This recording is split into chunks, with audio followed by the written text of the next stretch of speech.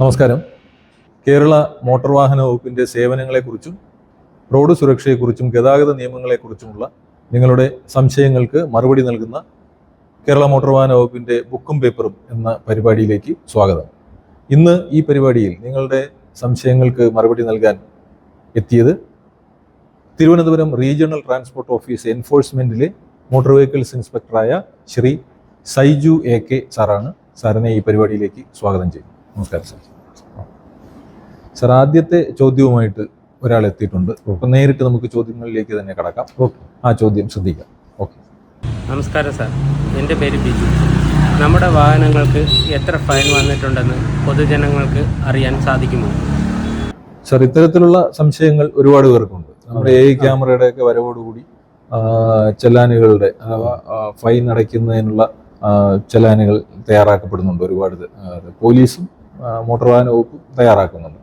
അപ്പോൾ ഇതിൽ എൻ്റെ വാഹനത്തിന് ഏതെങ്കിലും ചെലാൻ ഉണ്ടായിട്ടുണ്ടോ, സീറ്റ് ബെൽറ്റ് ഉപയോഗിക്കാത്തതുകൊണ്ടോ ഹെൽമെറ്റ് വയ്ക്കാത്തതുകൊണ്ടോ ഏതെങ്കിലും ഫൈൻ വന്നിട്ടുണ്ടോ എന്നറിയാൻ പൊതുജനങ്ങൾക്ക് നമുക്ക് എന്തെങ്കിലും ഒരു മാർഗമുണ്ടോ? എങ്ങനെയാണ് അത് അറിയുന്നത്? മാർഗമുണ്ട്. നമ്മളുടെ 2019 ശേഷം പഴയ രീതിയിലുള്ള ചെല്ലാൻ സംവിധാനമല്ല കേസ് എഴുതുന്ന രീതി ഇപ്പോൾ പോലീസായാലും മോട്ടോർ വാഹന വകുപ്പായാലും ചെയ്തു വരുന്നത്. പണ്ട് TR5 ചെക്ക് റിപ്പോർട്ട് ബുക്ക് ഒക്കെയാണ് ചെയ്തുകൊണ്ടിരുന്നത്. ഇപ്പോൾ നമുക്ക് ഇലക്ട്രോണിക് സംവിധാനങ്ങൾ ഉപയോഗിച്ചാണ് കേസുകൾ തയ്യാറാക്കുന്നത്. അതിൽ പ്രധാനപ്പെട്ട ഒരു ചെല്ലാൻ സംവിധാനമാണ് ഇപ്പോൾ പോലീസായാലും മോട്ടോർ വാഹന വകുപ്പായാലും ഉപയോഗിക്കുന്നത്. അപ്പോൾ ഈ കേസുകളെല്ലാം തന്നെ ചെല്ലാൻ സൈറ്റിൽ അവൈലബിൾ ആണ്. അപ്പോൾ ആൾക്കാർക്ക് കേസ് തയ്യാറാക്കുന്നതോടുകൂടി ഇപ്പം ഒരു ഉദ്യോഗസ്ഥൻ പരിശോധിച്ചിട്ട് മോട്ടോർ വാഹന വകുപ്പിലെ ഉദ്യോഗസ്ഥനോ പോലീസിലെ ഉദ്യോഗസ്ഥനോ വാഹന പരിശോധന നടത്തി കഴിയുമ്പോൾ തന്നെ അവരവരുടെ ഫോൺ നമ്പർ RC ആയിട്ട് ബന്ധപ്പെടുത്തിയിട്ടുണ്ടെങ്കിൽ ആ ഫോണിലോട്ട് ഒരു ടെക്സ്റ്റ് മെസ്സേജ് ആയിട്ട് ഈ കേസ് സംബന്ധമായ വിവരങ്ങൾ കിട്ടും. അങ്ങനെ ആ ചെല്ലാൻ സംബന്ധമായിട്ട് അവർക്ക് പരിശോധിക്കണമെങ്കിൽ പ്രധാനമായി വേണ്ടത് ഈ ഫോൺ നമ്പർ കൃത്യമായിട്ട് RCയിൽ അപ്ഡേറ്റഡ് ആയിരിക്കും. അപ്പോൾ ഈ പരിശോധിക്കാൻ ആഗ്രഹിക്കുന്നവർ ചെയ്യേണ്ടത് ആദ്യം വാഹൻ സൈറ്റിൽ അവരുടെ RCയിൽ അവരുടെ ഫോൺ നമ്പർ, സ്വന്തം ഫോൺ നമ്പർ അപ്ഡേഷൻ പൂർത്തിയാക്കിയാൽ അത് ഉപയോഗിച്ചിട്ട് പിന്നീട് ചെല്ലാൻ സൈറ്റിൽ കയറുക. ചെല്ലാൻ പരിവാഹൻ സൈറ്റിൽ പോയിട്ട് അവർക്ക് വാഹനത്തിൻ്റെ നമ്പർ കൊടുത്ത് കയറാം. അതല്ലെങ്കിൽ ചെല്ലാൻ്റെ നമ്പർ കൊടുത്ത് കയറാം. അല്ലെങ്കിൽ അവരുടെ ലൈസൻസ് നമ്പർ ഉപയോഗിച്ച് കയറാം. അങ്ങനെ കയറി ഒരു സ്റ്റേജിൽ അവർക്ക് OTP വരും. അപ്പോൾ ആ OTP ഉപയോഗിച്ചാണ് പിന്നീട് അടുത്ത സ്റ്റേജിലേക്ക് ക്യാപ്ചർ കൊടുത്തു കഴിഞ്ഞ് മുമ്പോട്ട് പോകുമ്പോൾ അവർക്ക് PDF ആയിട്ട് കേസിനെ കുറിച്ചുള്ള വിവരങ്ങളെല്ലാം ലിസ്റ്റ് ഔട്ടായിട്ട് ആ സൈറ്റിൽ കിട്ടും. അപ്പോൾ ഈ പരിവാഹൻ എന്ന സൈറ്റിനകത്താണ് നമ്മൾ മൊബൈൽ നമ്പർ അപ്ഡേറ്റ് ചെയ്യേണ്ടത്.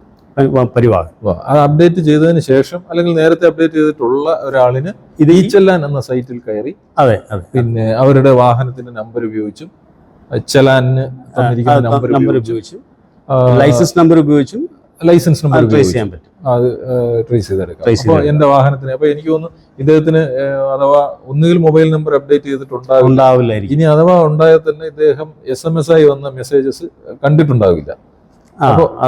ശ്രദ്ധിക്കാതിരിക്കാം. ആ സാഹചര്യത്തിൽ ഇദ്ദേഹത്തിന് ഒരുമിച്ച് എൻ്റെ വാഹനത്തിന് എത്ര ചെല്ലാൻ ആകെ ഇതുവരെ ഉണ്ട് എന്നറിയാനുള്ള സംശയമാണ്.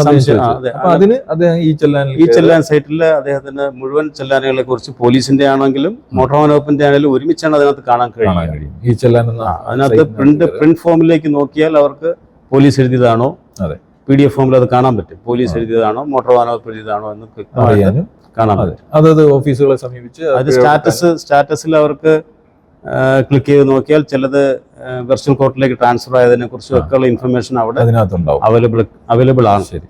അപ്പൊ കോടതിയിലേക്ക് പോയ വിവരങ്ങൾ പോലും അവർക്ക് മനസ്സിലാക്കും. അപ്പൊ വളരെ ക്ലിയർ ആണ്. അപ്പൊ എല്ലാവർക്കും അവരവരുടെ വാഹനത്തിന് ഫോൺ നമ്പർ അപ്ഡേഷൻ ആണ് പ്രധാനം. അത് കൃത്യമായിട്ട് ചെയ്താൽ ഇവർക്ക് ഈ ചെല്ലാൻ ആപ്ലിക്കേഷൻ ഉപയോഗിച്ച് കൃത്യമായിട്ട് മനസ്സിലാക്കും. അപ്പോൾ എത്ര കേസുണ്ടെങ്കിലും പിഴ അടച്ച് പൂർത്തിയാക്കിയതിനെ കുറിച്ച് പോലും അവർക്ക് അറിയാൻ പറ്റും. ആ സൈറ്റിൽ തന്നെ അവർക്ക് പിഴ എടുക്കാൻ അവസരമുണ്ട്. പേ നൗ സ്റ്റാറ്റസ് അവർക്ക് അവൈലബിൾ ആണെങ്കിൽ അപ്പോഴേ അതുവഴി അടയ്ക്കാൻ പറ്റും. പേ നൗ സ്റ്റാറ്റസ് അല്ലെങ്കിൽ അവർക്ക് ഓഫീസുമായിട്ട് ബന്ധപ്പെടേണ്ടി. പേ നൗ സ്റ്റാറ്റസ് ഇല്ല എന്ന് പറഞ്ഞാൽ അതിന്റെ അർത്ഥം ഇത് കോടതിയിലേക്ക് പോയി എന്ന് തന്നെ മനസ്സിലാക്കണം. അതിന് അങ്ങനെയുള്ള കേസുകൾക്ക് ചിലതിന് അവർക്ക് അവിടെ ആ പേ നൗ സ്റ്റാറ്റസിൽ തന്നെ വെരിഫൈ എന്ന് പറഞ്ഞ് കിട്ടും. അത് ആ ബട്ടൺ വെരിഫൈ ഒന്ന് ആക്റ്റീവ് ചെയ്ത് വിട്ടാൽ വീണ്ടും അത് പേ നൗ സ്റ്റാറ്റസിലേക്ക് മാറാറുമുണ്ട്. അങ്ങനെയുണ്ട്. ചില ഓൺലൈൻ സെന്ററുകാർക്ക് അത് അറിയില്ല. അങ്ങനെ വരുമ്പോൾ അവര് ഈ വെരിഫൈ സ്റ്റാറ്റസിൽ അങ്ങനെ കിടക്കുന്നു എന്ന് പറഞ്ഞാൽ ഓഫീസിലേക്ക് പറഞ്ഞു വിടും. അത് അവർക്ക് തന്നെ സ്വന്തമായിട്ട് ആ വെരിഫൈ ഞെക്കി ഒരല്പനേരം വെയിറ്റ് ചെയ്താൽ അത് വീണ്ടും പേ നൗ സ്റ്റാറ്റസ് ഏതെങ്കിലും ഒരു സമയത്ത് ഇവര് പേ ചെയ്യാൻ ശ്രമിക്കുമ്പോഴാണ് ഈ ഒരു സ്റ്റാറ്റസ് വന്നു പോകുന്നത്, പെൻഡിങ് ആയിട്ട് നിൽക്കുന്ന സമയം. ഇപ്പൊ എല്ലാവരുടെ ഫോണിലും ചെയ്യാം. ഫ്രണ്ട്ലി ആയിട്ടുള്ള ഫയർഫോക്സ് ആപ്ലിക്കേഷനിൽ സോഫ്റ്റ്വെയറിൽ കയറി ചെയ്യുന്നതാണ് ഗൂഗിളിനേക്കാൾ കുറച്ചുകൂടെ ഫ്രണ്ട്ലി ആയിട്ട് കിട്ടുന്നത്. ട്രഷറി സൈറ്റ് കുറച്ചുകൂടെ ഫ്രണ്ട്ലി ആകുന്നത് ഫയർഫോക്സ് ആപ്ലിക്കേഷൻ അതിലാണ്. അപ്പൊ അദ്ദേഹത്തിന്റെ സംശയം വ്യക്തമായ മറുപടി ലഭിച്ചു എന്ന് വിചാരിക്കാം. സർ, മറ്റൊരു സംശയവുമായിട്ട് വേറൊരാൾ എത്തിയിട്ടുണ്ട്, അത് നമുക്ക് കാണാം. Okay sir. നമസ്കാരം, എൻ്റെ പേര് ജിനു. സർ, ഈ റോഡിൽ റൗണ്ട് ബോട്ടുകളിൽ ഏത് വാഹനത്തിനാണ് പരിഗണന? ആദ്യം വന്ന വാഹനത്തിനാണോ അതോ ഇട റോഡിൽ നിന്ന് കയറി വന്ന വാഹനത്തിനാണോ? നല്ലൊരു ചോദ്യമാണ്. റോഡ് സുരക്ഷയുമായി ബന്ധപ്പെട്ട ചോദ്യമാണ്. അപ്പൊ അതിന് മറുപടി എന്തായിരിക്കും? നിലവിൽ റൗണ്ട് ബോട്ടിൽ നിൽക്കുന്ന വാഹനത്തിനാണ് മുൻഗണന. അതിലേക്ക് പ്രവേശിക്കാൻ വരുന്ന വാഹനം നിലവിലുള്ള വാഹനത്തിന് മുൻഗണന കൊടുത്തതിന് ശേഷമേ പ്രവേശിക്കാവൂ. എന്ന് വെച്ചാൽ അയാള് വലതുവശത്ത് അയാൾക്ക് അപ്രോച്ച് ചെയ്യുന്നൊരു വാഹനം ഉണ്ടാവും. അപ്പോൾ വലതുവശത്ത് അയാൾക്ക് വരുന്ന വാഹനത്തിന് മുൻഗണന കൊടുത്തതിന് ശേഷം മാത്രമേ ഇദ്ദേഹം ആ റൗണ്ട് ബോട്ടിലോട്ട് പ്രവേശിക്കാവൂ. അപ്പോൾ വലതുവശത്തെ വാഹനത്തിന് മുൻഗണന കൊടുക്കാൻ എപ്പോഴും ഈ പ്രവേശിക്കുന്ന വാഹനത്തിലെ ഡ്രൈവർക്ക് വിസിബിലിറ്റി കൂടുതലായിരിക്കും വലതുവശം. പക്ഷേ നേരത്തെ ഓടി വരുന്ന വാഹനത്തിന് ഇടതുവശത്തെ കാഴ്ച കുറവായിരിക്കും. അപ്പോൾ വലതുവശത്തെ കാഴ്ച നന്നായിട്ട് കാണുന്ന ഡ്രൈവർ അദ്ദേഹമാണ് പ്രവേശിക്കുന്നത്. അപ്പൊ അദ്ദേഹം ശ്രദ്ധയോടുകൂടി നിർത്തി മറ്റേ ആൾക്ക് അനുവാദം കൊടുക്കുകയാണ്. വിസിബിലിറ്റി കുറഞ്ഞ ആൾക്ക് കടന്നു പോകാൻ അനുവാദം കൊടുക്കുന്നതാണ് സേഫ്റ്റി കൂട്ടുന്നത്. അപ്പൊ അതുകൊണ്ട് എപ്പോഴും റൗണ്ട് ബോട്ടിൽ നിലവിൽ ഓടുന്ന ആദ്യം പ്രവേശിച്ച അല്ലെങ്കിൽ ഉപയോഗിച്ചുകൊണ്ടിരുന്ന ആളിനാണ് മുൻഗണന. പ്രവേശിക്കുന്ന ആള് രണ്ടാമത്, പ്രവേശിക്കുന്ന ആള് രണ്ടാമത്. ഒന്ന് വെയിറ്റ് ചെയ്ത് വലതുവശത്ത് വരുന്ന വാഹനത്തിന് മുൻഗണന കൊടുക്കുക എന്നുള്ളതാണ് സുരക്ഷയുമായി ബന്ധപ്പെട്ട് ശ്രദ്ധിക്കേണ്ട കാര്യം. റൗണ്ട് ബോട്ടിൽ നമ്മൾ ലൈൻ ചേഞ്ച് ചെയ്യുന്നുണ്ടെങ്കിൽ ഇൻഡിക്കേറ്റർ ഉപയോഗിക്കണം. അതുപോലെ റൗണ്ട് ബോട്ടിന്റെ എക്സിറ്റുകളുണ്ട്. ഒന്നിൽ കൂടുതൽ റോഡുകളിലേക്ക് റൗണ്ട് ബോട്ട് ഷെയർ ചെയ്യുന്നുണ്ടെങ്കിൽ അതിനനുസരിച്ചുള്ള പൊസിഷൻ വേണം ഈ അതിലേക്ക് പ്രവേശിക്കുന്നവർ എടുക്കേണ്ടത്.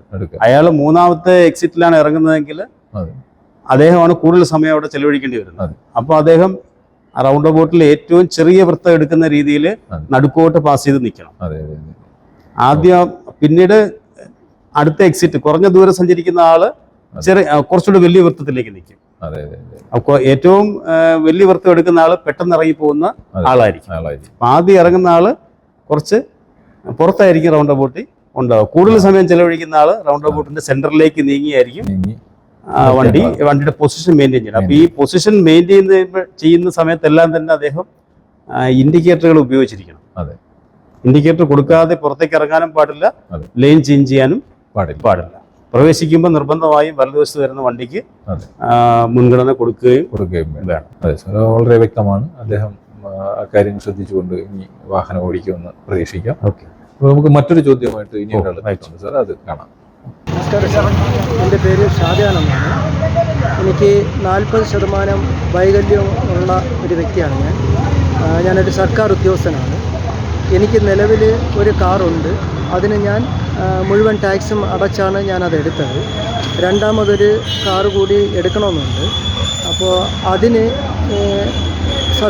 വികലാംഗരായിട്ടുള്ള ആൾക്കാർക്ക് അനുവദിച്ചു കൊടുക്കുന്ന ടാക്സ് ഇളവ് രണ്ടാമതെടുക്കുന്ന കാറിന് കിട്ടുമോ എന്നറിയാൻ വേണ്ടിയാണ്. ആദ്യം എടുത്ത കാറിന് മുഴുവൻ ടാക്സും ഞാൻ അടച്ചിട്ടുണ്ട്. ഇതാണ് എൻ്റെ സംശയം. Okay sir. അദ്ദേഹം ഒരു ഭിന്നശേഷിക്കാരനായ ഒരാളാണ് സർ. അപ്പോൾ അദ്ദേഹത്തിന് നിലവിലൊരു വാഹനമുണ്ട്. അതിന് അദ്ദേഹം മുഴുവൻ ടാക്സും അടച്ചിട്ടുണ്ട്. അപ്പോൾ ഇനി അദ്ദേഹം മറ്റൊരു കാറ് വാങ്ങാൻ ഉദ്ദേശിക്കുകയാണ്. അപ്പോൾ അതിന് ടാക്സ് ഇളവ് കിട്ടുമോ എന്നാണ് അദ്ദേഹത്തിന്റെ സംശയം. അപ്പോൾ എന്താണ്? ലഭിക്കും. ടാക്സ് ഇളവിന്റെ കണ്ടീഷൻ എന്ന് പറഞ്ഞാൽ ഒരു motor car, motor cycle, invalid carriage, 3 wheeler, ഈ തരം 4 വാഹനങ്ങൾക്ക് നമുക്ക് ടാക്സ് എക്സംഷൻ ഡിഫറൻഷ്യലി ഏബിൾഡ് ആയ ആൾക്ക് അപേക്ഷിക്കാം. 40% ഡിഫറൻഷ്യലി ഏബിൾഡ് ആയ ആൾക്ക് കിട്ടും. അതെ. അപ്പോൾ അതിൽ അപ്പൊ 4 വാഹനത്തിനും കിട്ടൂല. അതിൽ ഏതെങ്കിലും 2 വാഹനം അയാൾക്ക് ചൂസ് ചെയ്യാം. ഓ, ഈ 4 തരം 4 തരം വാഹനങ്ങളിൽ നിന്നും ഏതെങ്കിലും 2 തരം വാഹനം അയാൾക്ക് ഈ ടാക്സ് എക്സംഷന് വേണ്ടി അപേക്ഷിക്കുകയും ടാക്സ് എക്സംഷൻ കിട്ടുകയും ചെയ്യും. ടാക്സ് അടയ്ക്കുകയും വേണ്ട, പൂർണ്ണമായും ടാക്സ് ഒഴിവാക്കി കിട്ടും. ശരി. 2 തരം, ഈ 4 തരം വാഹനങ്ങൾക്ക് സാധാരണ കൊടുക്കാറുണ്ട്. അതില് 2 തരം വാഹനങ്ങൾ ഒരു കണ്ടീഷനോട് ഒരാളിന് കിട്ടുള്ളൂ. ഒരു കണ്ടീഷനിൽ 7 ലക്ഷം രൂപ വരെ വിലയാകാവും ഈ വാഹനങ്ങൾ. ഓക്കെ, 7 ലക്ഷത്തിൽ അധികമായാൽ ടാക്സ് ലഭിക്കില്ല. ശരി, ഓക്കെ. അപ്പോൾ ഇദ്ദേഹത്തിന് ഇപ്പൊ നിലവിലെ കണ്ടീഷൻ അനുസരിച്ചാണ് നിലവില് അദ്ദേഹം ഉപയോഗിക്കുന്ന വാഹനത്തിന് അയാൾ ടാക്സ് അടച്ചിട്ടുണ്ട്. അതെ. എന്ന് പറഞ്ഞാൽ അദ്ദേഹത്തിന്റെ ഡിഫറൻഷ്യലി ഏബിൾഡ് ആണെന്നുള്ള ആ ക്ലെയിം ഉപയോഗിച്ചല്ല ആ വാഹനം അയാൾ കരസ്ഥമാക്കിയിരിക്കുന്നത്. അതെ. ആ വാഹനം ഉപയോഗിക്കുന്നത് ഇളവ് അയാൾ ഡിമാൻഡ് ചെയ്തിട്ടില്ല. ശരി. അപ്പോൾ ഡിമാൻഡ് ചെയ്ത് അയാൾക്കൊരു വാഹനം കൂടെ അയാൾക്ക് ഉപയോഗിക്കാം. ഓക്കെ. അപ്പോൾ തീർച്ചയായിട്ടും കിട്ടും. അപ്പൊ അദ്ദേഹത്തിന്റെ സംശയം വ്യക്തമായിട്ട് ദൂരീകരിക്കപ്പെട്ടു എന്ന് വിചാരിക്കാം സാർ. അപ്പൊ അദ്ദേഹം ഈ പറഞ്ഞ മെഡിക്കൽ സർട്ടിഫിക്കറ്റും പിന്നെ 100 രൂപ അഫിഡവിറ്റും തയ്യാറാക്കി ജോയിന്റ് ആർ ടി എടുത്ത ഹിയറിംഗ് ഉണ്ട്. ഇദ്ദേഹം താമസിക്കുന്ന പരിധിയിലുള്ള ജോയിന്റ് ആർ ടി ഓഫീസിൽ ചെന്നിട്ട് ഈ രേഖകൾ ഹാജരാക്കിക്കൊണ്ട് മെഡിക്കൽ ബോർഡ് ഹാജരാക്കുക ഇഷ്യൂ ചെയ്തിട്ടുള്ള ഡിഫറൻഷ്യൽ ലേബിളിന്റെ സർട്ടിഫിക്കറ്റ് ആണ് അവിടെ ഹാജരാക്കുക. പ്രധാനമായിട്ടും അതാണ് പരിശോധിക്കുക. ശരി. 40% ഡിഫറൻഷ്യൽ ലേബിൾഡ് ആയ സർട്ടിഫിക്കറ്റ് ഹാജരാക്കിക്കൊണ്ട് അദ്ദേഹത്തിന് ഒരു വാഹനത്തിന് മുഴുവൻ ടാക്സ് ഒഴിവാക്കിക്കൊണ്ട് ഉപയോഗിക്കാം. ശരി സാർ. അപ്പൊ അദ്ദേഹത്തിന് കൂടാതെ തന്നെ അദ്ദേഹത്തിന് മറ്റൊരു തരം വാഹനവും കൂടെ, വേറൊരു വാഹനം, ഒരു മോട്ടോർ സൈക്കിൾ അദ്ദേഹത്തിന് ഈ ടാക്സ് കരസ്ഥമാക്കും. 2 തരം വാഹനത്തിന് ഈ ഇളവ് കിട്ടും. ശരി. അപ്പൊ വളരെ ക്ലിയർ ആണ്. അപ്പൊ അദ്ദേഹത്തിന് മറ്റൊരു തരം വാഹനം കൂടെ, ഒരെണ്ണം കൂടെ സെലക്ട് ചെയ്യാം. അതെ. വേറൊരു തരം വാഹനം കൂടെ സെലക്ട് ചെയ്യാം. അതിനും ടാക്സ് ഇളവ് കിട്ടും എന്നുള്ളതാണ് ഉത്തരം. ശരി. അപ്പൊ അദ്ദേഹത്തിന് വളരെ സന്തോഷമായിട്ടുണ്ടാവും. അദ്ദേഹത്തിന്റെ അനുകൂലമായൊരു മറുപടി ആയിരുന്നു സാർ. അദ്ദേഹത്തിന്റെ സംശയം ദൂരീകരിക്കപ്പെട്ടിട്ടുണ്ടാവും. സാർ, മറ്റൊരു സംശയവുമായിട്ട് ഇനി ഒരാൾ എത്തിയിട്ടുണ്ട് സാർ. അദ്ദേഹത്തിന്റെ സംശയം ശ്രദ്ധിക്കാം. എൻ്റെ പേര് അഖിൽ എന്നാണ്. എനിക്കൊരു ടാറ്റ എസ് വാഹനമുണ്ട്. ഇതിൽ ഒരു കമ്പനിയുടെ പരസ്യം പതിപ്പിച്ച് സഞ്ചരിക്കുന്നതിന് RTO ഫീസ് അടയ്ക്കേണ്ടതായിട്ടുണ്ടോ? സാർ, അദ്ദേഹത്തിന്റെ ഒരു ചരക്ക് വാഹനമാണ്, ഗുഡ്സ് വെഹിക്കിളാണ്. ട്രാൻസ്പോർട്ട് വണ്ടികളിൽ അഡ്വർടൈസ്മെന്റ് പ്രദർശിപ്പിക്കുന്നതിന് പ്രത്യേക അനുവാദം മേടിക്കണം. അതെ. അപ്പോൾ അനുവാദം മേടിക്കുമ്പോൾ നമുക്ക് ഈ പെർമിറ്റ് ഒക്കെ കിട്ടുന്നത് പോലെ തന്നെ ഒരു പ്രൊസീഡിങ്സ് ആയിട്ടാണ് ഏത് ഓഫീസിലാണ് അദ്ദേഹത്തിൻ്റെ വണ്ടി രജിസ്റ്റർ ചെയ്തിരിക്കുന്നത് അവിടുത്തെ ജോയിന്റ് RTO അല്ലെങ്കിൽ RTO ഇഷ്യൂ ചെയ്യുക. അപ്പോൾ ഇദ്ദേഹം ചെയ്യേണ്ടത് ഇതിനൊരു അപേക്ഷ നേരത്തെ തന്നെ ജോയിന്റ് RTO എടുത്ത് അല്ലെങ്കിൽ ഓഫീസിൽ ഇന്ന രീതിയിലാണ് അതിൻ്റെ ഒരു സാമ്പിൾ പടമൊക്കെ അയാൾ തയ്യാറാക്കും. ഇത്ര ഏരിയയിലാണ് ഇന്ന രീതിയിലാണ് പരസ്യം വയ്ക്കുന്നത് എന്നിട്ടാണ് അപേക്ഷ ഓഫീസിൽ കൊടുക്കുക. ശരി. അപ്പോൾ ഈ ഓഫീസിൽ കിട്ടിയ അപേക്ഷയിൽ വീണ്ടും അവിടുത്തെ ഒരു ഓഫീസറെ, ഒരു inspecting officer, AMV assistant motor vehicle inspector physically ഈ വണ്ടിയെ പരിശോധിക്കും. പരസ്യത്തിന്റെ വിസ്തീർണം അളന്നതിന് ശേഷം അദ്ദേഹം ഈ പരസ്യം പ്രദർശിപ്പിച്ചുകൊണ്ട് തന്നെയാണ് വാഹനം ഹാജരാക്കേണ്ടത്. ശരി. അപ്പോൾ അളന്ന് അദ്ദേഹം അസിസ്റ്റന്റ് മോട്ടോർ വെഹിക്കിൾ ഇൻസ്പെക്ടർ കൊടുക്കുന്ന അളവിനനുസരിച്ചുള്ള തുക ഓഫീസിൽ അടയ്ക്കണം. അതിൽ സ്ക്വയർ സെന്റിമീറ്ററിന് 5 പൈസ എന്ന് പറയുമ്പോൾ ഒരു 100 സ്ക്വയർ സെന്റിമീറ്ററിന് 5 രൂപ ഒരു മാസത്തേക്കാണ് ആ ഒരു തുക എടുക്കുന്നത്. ശരി. അതിന്റെ കാൽക്കുലേഷൻ 6 മാസമാണെങ്കിൽ അങ്ങനെ, 12 മാസമാണെങ്കിൽ അങ്ങനെ, എത്ര കാലത്തേക്ക് വേണമെങ്കിലും നമുക്ക് എടുക്കാം. ഒരു മാസത്തേക്കാണ് ഈ പറഞ്ഞ 100 സ്ക്വയർ സെന്റിമീറ്ററിന് 5 രൂപ. 5 രൂപ ഒരു സ്ക്വയർ സെന്റിമീറ്റർ 5 പൈസ. ശരി. മിനിമം ഒരു മാസത്തേക്കാണ് ആ പൈസ തുക പറയുന്നത്. അത് ഒരു വർഷത്തേക്കോ 6 മാസത്തേക്കോ ഒരു വർഷത്തേക്കോ 6 മാസത്തേക്കോ ലഭിക്കും. അത് കഴിയുമ്പോൾ ഇദ്ദേഹത്തിന് ഇത് പുതുക്കാൻ, റിന്യൂ ചെയ്യാനോ മറ്റോ സംവിധാനമുണ്ടോ? വീണ്ടും ഇതേ കാര്യം തന്നെ ഫിസിക്കലി പരസ്യത്തിന്റെ അവസ്ഥ ഒരു അസിസ്റ്റന്റ് മോട്ടോർ വെഹിക്കിൾ ഇൻസ്പെക്ടർ പരിശോധിച്ച് വീണ്ടും സർട്ടിഫൈ ചെയ്തതിനനുസരിച്ച് ഇതേ പ്രൊസീജിയർ കാൽക്കുലേഷൻ നടത്തി ഇതേ പ്രൊസീജിയറിൽ വീണ്ടും അദ്ദേഹത്തിന്റെ പ്രൊസീഡിങ്സ് പുതുക്കി കിട്ടും. പുതിയ കാലയളവിലേക്ക് പുതുക്കി കിട്ടും. അതെ. ഓക്കെ. അപ്പോ ഈ കണക്ക് വെച്ച് അദ്ദേഹം തന്നെ കാൽക്കുലേറ്റ് ചെയ്ത് പ്രദർശിപ്പിക്കുമ്പോൾ ഒരു കണ്ടീഷൻ, വണ്ടിയെ തിരിച്ചറിയാൻ പറ്റാത്ത രീതിയിലുള്ള പരസ്യവും അപകടകരമായ പ്രൊജക്ഷൻസ് ഉള്ള പരസ്യം അതൊന്നും വണ്ടിയിൽ അനുവദിക്കുകയില്ല. അതിനാണ് ഇൻസ്പെക്ടർ പരിശോധിക്കണമെന്ന് പറയുന്നത്. അതെ. വണ്ടിയുടെ തനതായ ഘടനയും ഒന്നും അത് മാറ്റാൻ ബാധിക്കാൻ മാറ്റാൻ പാടില്ല. ഈ പരസ്യം പരസ്യം പതിപ്പിക്കുന്നത്. വണ്ടിയെ അതെ. തിരിച്ചറിയാൻ പറ്റാത്ത രീതിയിലൊന്നും പതിപ്പിക്കാൻ പതിപ്പിക്കാൻ അനുവദിക്കാൻ അത് സുരക്ഷയെ ബാധിക്കുന്ന അതെ കാര്യം. അപ്പൊ അതുകൂടെ ഈ പറയുന്ന ആ, ഇത് ഇൻസ്പെക്ടർ പരിശോധിക്കുന്ന സമയത്ത് പരിഗണിച്ചിട്ടാണ് അത് നൽകുന്നത്. ഇത് നൽകുന്നത്. ഇൻസ്പെക്ടർ അതിനുള്ള നിർദ്ദേശങ്ങൾ നൽകും. അതെ അതെ. അദ്ദേഹത്തിന്റെ രജിസ്ട്രേഷൻ report- നമ്പർ കാണാൻ പറ്റാതെ, അതെ. ബ്രേക്ക് ലൈറ്റുകൾ കാണാൻ പറ്റാതെ, അതെ. അങ്ങനെയൊന്നും അതെ. പരസ്യ ബോർഡുകൾ വെക്കാൻ സുരക്ഷയെ ബാധിക്കുന്ന സുരക്ഷയെ ബാധിക്കുന്ന കാര്യങ്ങൾ കാര്യങ്ങൾ പരിഗണിക്കും. അദ്ദേഹം പരിശോധിച്ചിട്ടാണ് അനുവാദം നൽകുക സാധാരണ. അതെ സാർ. അപ്പൊ അദ്ദേഹത്തിന്റെ സംശയം വ്യക്തമായി അദ്ദേഹത്തിന് മനസ്സിലായിട്ടുണ്ടാകും. എന്താണ് അതിന്റെ നടപടിക്രമങ്ങളെന്ന് മനസ്സിലായിട്ടുണ്ടാവും. അപ്പൊ ഇനി മറ്റൊരു സംശയവുമായിട്ട് വേറെ ഒരാൾ എത്തിയിട്ടുണ്ട് സാർ. അദ്ദേഹത്തിന്റെ സംശയം ശ്രദ്ധിക്കാം. സാർ, എൻ്റെ പേര് PV ജോണി പന്തലുക്കാരൻ.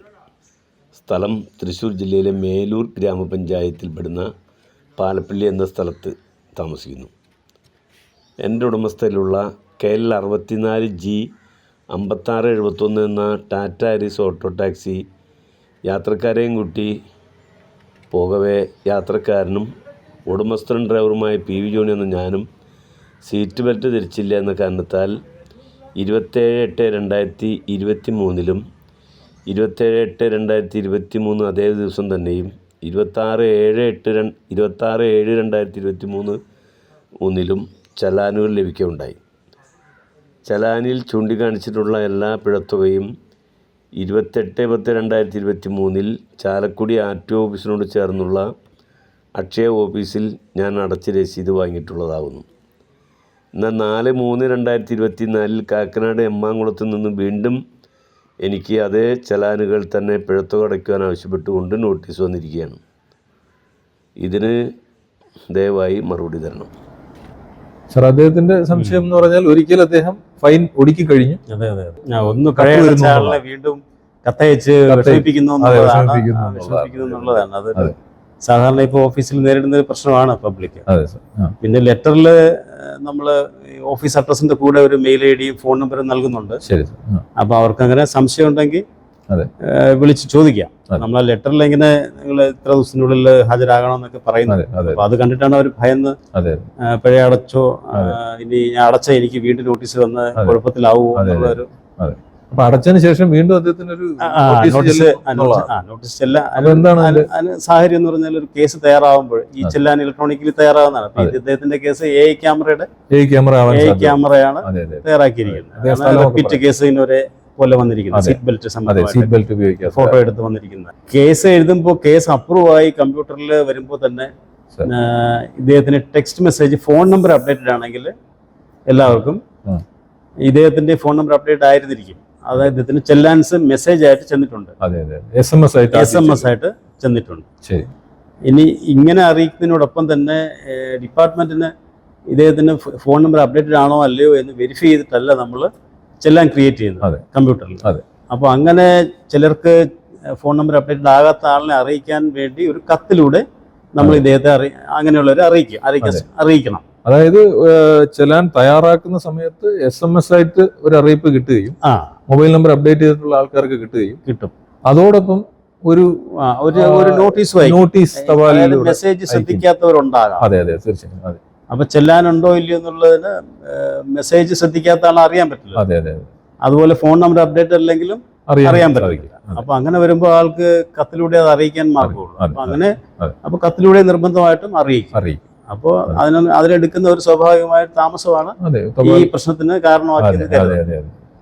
അപ്പൊ അദ്ദേഹം ഒരു ചെല്ലാൻ മെസ്സേജ് വന്നിട്ട് എന്തെങ്കിലും ഫിറ്റ്നസിന്റെയോ എന്തെങ്കിലും ടാക്സ് അടയ്ക്കുകയോ എന്തെങ്കിലും സർവീസ് ചെന്നപ്പോൾ കേസ് ഉണ്ടെന്ന് അറിഞ്ഞിട്ട് അദ്ദേഹം അടയ്ക്കാൻ ശ്രമിച്ചപ്പോൾ ചിലപ്പോൾ ഓൺലൈൻ സെന്ററുകാർ പറഞ്ഞിട്ടുണ്ടാവും, ചേട്ടാ ഇത് 3-4 കേസുകൾ കിടപ്പുണ്ട്.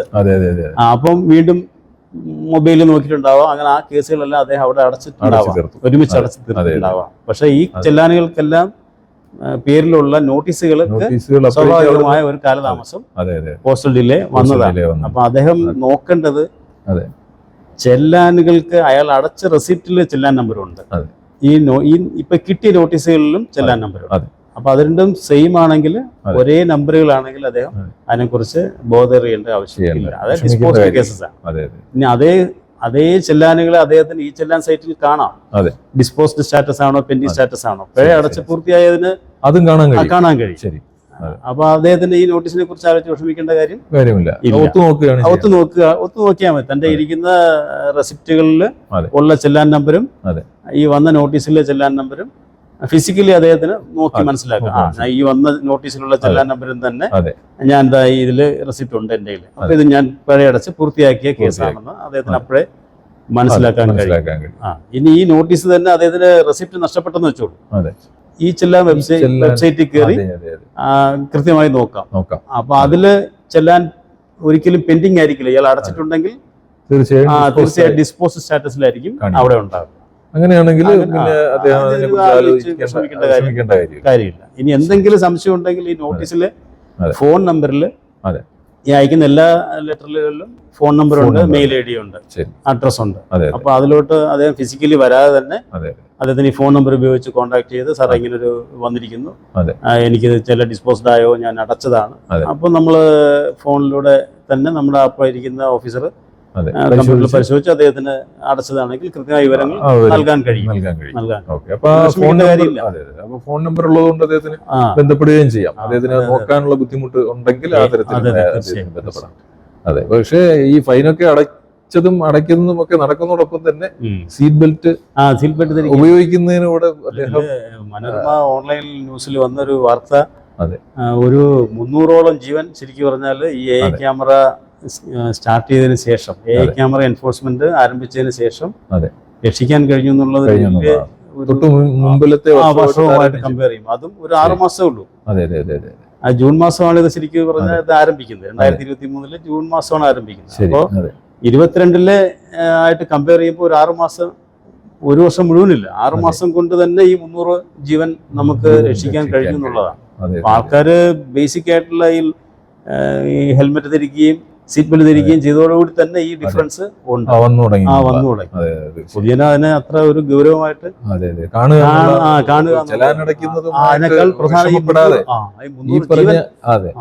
ഉപയോഗിക്കാൻ വേണ്ടി തീരുമാനം എടുക്കുകയാണ് ആദ്യം വേണ്ടത്. അപ്പൊ അദ്ദേഹത്തിന്റെ സംശയം തീർന്നു എന്ന് വിചാരിക്കാം. സാർ, ഇത്രയും നേരം മോട്ടോർ വാഹന വകുപ്പിന്റെ സേവനങ്ങളെക്കുറിച്ചും ഗതാഗത നിയമങ്ങളെക്കുറിച്ചും റോഡ് സുരക്ഷയെക്കുറിച്ചും നിങ്ങളുടെ സംശയങ്ങൾക്ക് മറുപടി നൽകിയത് തിരുവനന്തപുരം റീജിയണൽ ട്രാൻസ്പോർട്ട് ഓഫീസ് എൻഫോഴ്സ്മെന്റിലെ മോട്ടോർ വെഹിക്കിൾസ് ഇൻസ്പെക്ടറായ ശ്രീ സൈജു AK സാറാണ്. സാറിന് നന്ദി അറിയിക്കും. നമസ്കാരം.